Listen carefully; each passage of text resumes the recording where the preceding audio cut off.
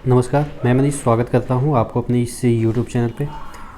दोस्तों बहुत दिनों से तो नहीं लेकिन एक सप्ताह से ये न्यूज़ वायरल हो रहे हैं कि जो आपका बहुत सारे डिपार्टमेंट है, बहुत सारे छोटे छोटे जो डिपार्टमेंट है रेलवे में, वो मर्ज किए जा रहे हैं। देखिएगा, ये आपका वो नोटिस है जो कि 8/5/2020 को आया था। हालांकि देखिए, ये चीज़ें अभी फाइनल नहीं हुई है। ये मर्जर क्या है, इससे क्या इफ़ेक्ट पड़ेगा, क्यों ऐसा किया जा रहा है, इससे क्या फ़ायदे होंगे, विरोध का कारण क्या है और सपोर्ट का कारण क्या है, ये डिस्कस करेंगे। और अगले वीडियो में, क्योंकि ये वीडियो लंबा हो जाएगा, अगले वीडियो में ये आपको बताएंगे कि इससे आपके जो आरआरसी ग्रुप डी का वैकेंसी है और आरआरबी एनटीपीसी का वैकेंसी है, उस पर क्या फ़र्क पड़ेगा, क्या इफ़ेक्ट डालेगा ये वाला जो मर्जर, अगर सब चीज़ें अच्छे तरीके से हो गई तो। क्योंकि ये अभी सिर्फ प्रस्ताव ही है, ये फाइनल रूप लिया नहीं है।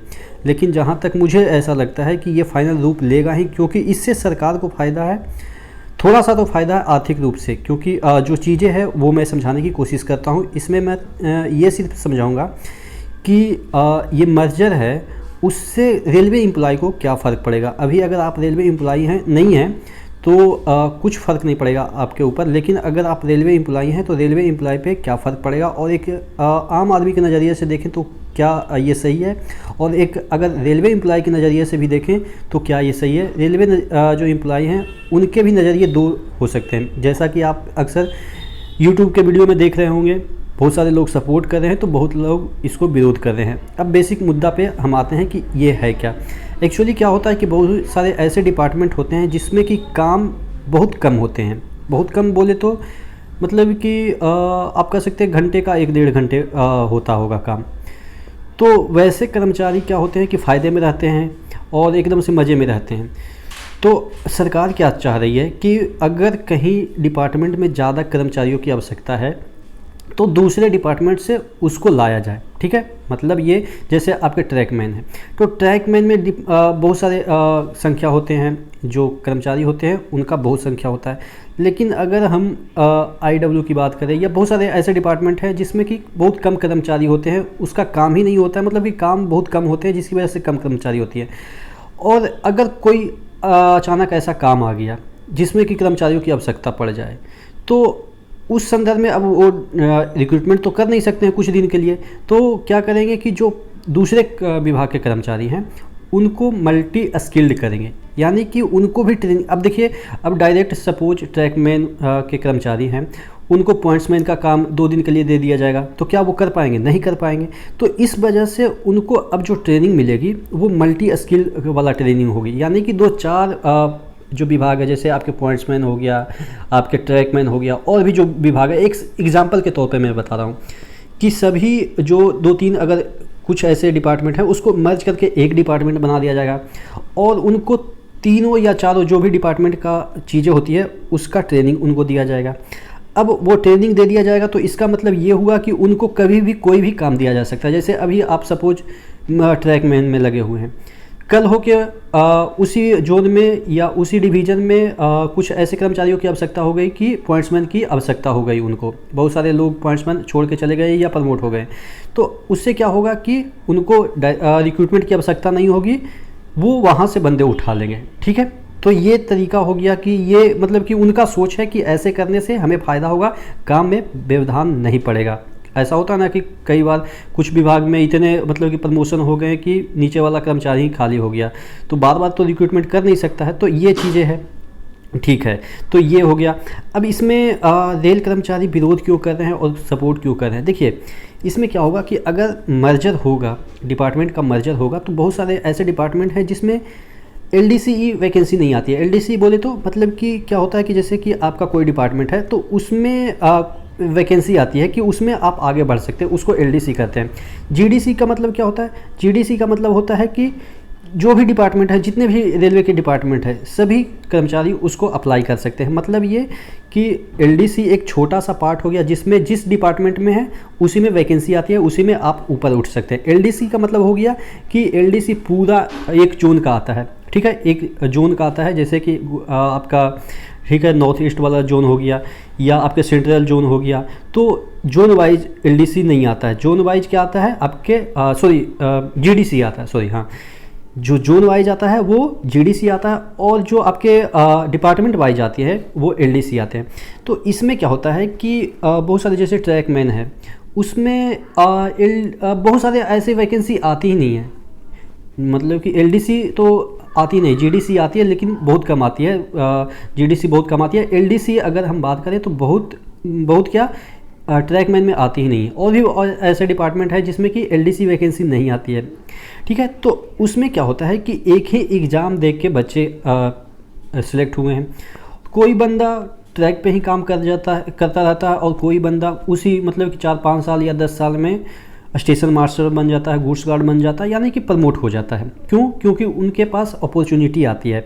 तो जब एक ही पेपर देके बंदा आया है, एक ही तरीके से फिजिकल हुआ, सब चीज़ एक ही हुआ, तो उसमें किसी को अपॉर्चुनिटी ज़्यादा मिल जाती है, किसी को कम मिल जाती है। तो इसमें क्या होगा कि इक्वलिटी हो जाएगा। जब चीज़ें मर्ज हो जाएगी तो सभी के लिए एलडीसी आने लगेगी, ठीक है। जीडीसी तो आती ही थी, एलडीसी सभी के लिए आने लगेगी, जिससे क्या होगा, जो ट्रैकमैन वाले पढ़ने वाले बच्चे हैं, ट्रैकमैन में जो सिलेक्ट हुए हैं, उनको भी अपॉर्चुनिटी मिलेगी, ठीक है। तो इससे क्या होगा कि उनका जो इक्वलिटी लेवल है और भी डिपार्टमेंट से वो बराबर हो जाएगा। तो इस वजह से जो ट्रैक मेंटेनर हैं या जिनके विभाग में एलडीसी नहीं आती है वो इसका सपोर्ट कर रहे हैं, लेकिन जिनका अच्छा वाला जॉब है, यानी कि 2 घंटे का जॉब करने वाले हैं और उनका प्रमोशन भी तगड़ा है, तो वो इसका विरोध कर रहे हैं। क्यों? क्योंकि हो सकता है कि आपके पास काम नहीं है, सपोज कोई ऐसा डिपार्टमेंट है जिसके पास बहुत कम काम है, तो उसको क्या करेंगे कि वहाँ बैठा के तो सरकार उसको पैसा देगी नहीं, तो उसको हो सकता है दूसरे डिपार्टमेंट में भेज दें, जिससे कि उसका मतलब कि काम बढ़ जाएगा। तो यानी कि ये वही विरोध कर रहे हैं जो कि पहले से मज़े मार रहे हैं।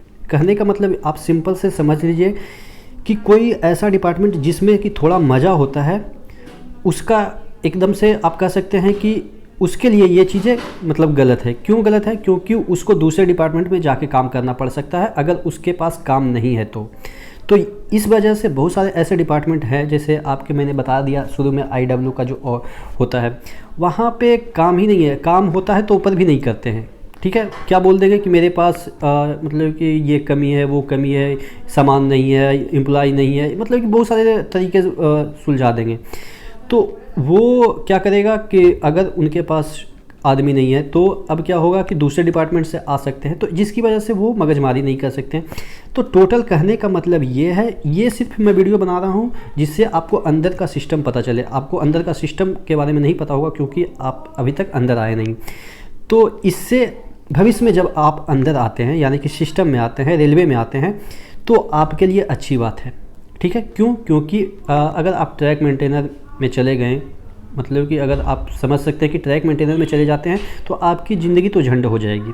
क्यों होगी? क्योंकि अपॉर्चुनिटी ही नहीं मिलती है आगे बढ़ने की। लोग तो कहते हैं कि प्रमोट कर जाएंगे, लेकिन भाई प्रमोशन के लिए आगे क्राइटेरिया होगी तभी तो आप प्रमोट करेंगे, तो उनके लिए फ़ायदा हो जाएगा। यानी कि यहाँ पर अब सबको इक्वल कर दिया जाएगा, ठीक है।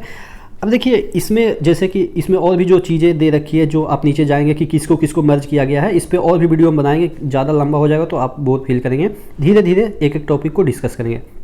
जैसे इसमें क्या होगा कि पहले टीटी सिर्फ चेक करते थे टिकट, ठीक है। टीटी आपको पता है कि टीटी ही चेक करते हैं, लेकिन इसके मर्जर के बाद क्या हो जाएगा, टीटीई का और आरपीएफ का जो हो जाएगा वो दोनों को एक ही आपका मर्ज करके कर दिया जाएगा, ठीक है। तो यहाँ पे जैसे देखिएगा, एक एग्जांपल के तौर पे मैं आपका यहाँ पे थोड़ा सा समय लूँगा, यहाँ पे थोड़ा सा इसको देखिएगा, यहाँ पे आरपीएफ कांस्टेबल है और टिकट एग्जामिनर है, ठीक है।